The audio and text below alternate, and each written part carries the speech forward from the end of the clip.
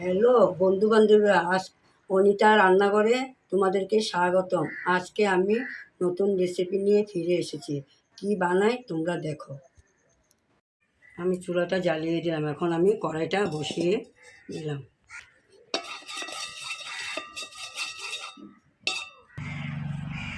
আমার কড়াই গরম হয়ে গেছে, আমি এখন মিঠা তেল দিয়ে দেব। এখন আমি পাঁচফোড়ন দিয়ে দিলাম। এখন আমি আলুটা দিয়ে দিই।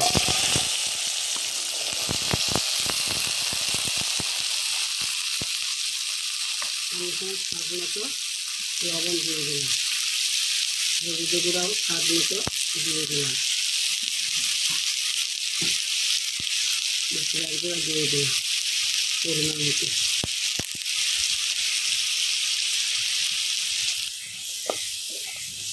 আমি আজকে বানাবো মিষ্টি কুমড়োর গুটি বেটে আলু দিয়ে আর ঝিঙা দিয়ে। আপনারা দেখতে থাকেন কীভাবে বানাই। ভালো করে দিলাম। এখন আমি ঝিঙাগুলি দিয়ে দেবো।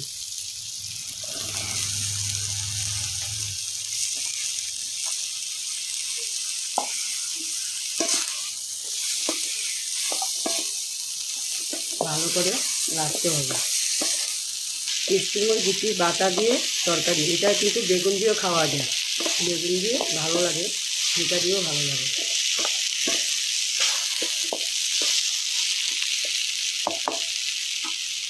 এখন আমি মিষ্টি কুমড়োর গুটিটা বেটে রেখেছিলাম, এটা দিয়ে দিলাম।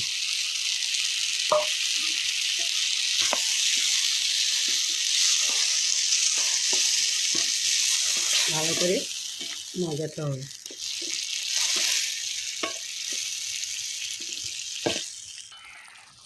ঢাকনাটা দিয়ে দিই, মজে যাবে, তরকারিটা ভালো করে সিদ্ধ হবে। বন্ধুরা, আমি একটু উল্টাইয়া দেখে নিই কী হয়েছে। তরকারিটা ঠিকই আছে, অল্প হবে। এইভাবে মিষ্টি কুমড়োর গুটি বেটে তরকারি বানাবেন। বেগুন দিয়ে বানাতে পারবেন, আলু বেগুন দিয়া, ঝিকা দিয়া, খালি ঝিকা দিয়েও বানাতে পারবেন। যেভাবে পোস্তর তরকারি বানায় সেভাবে বানাবেন। আমার তরকারিটা একটু হবে, আমি একটু ঢেকে নিই। তরকারিটা দেখে নিই হচ্ছে কিনা।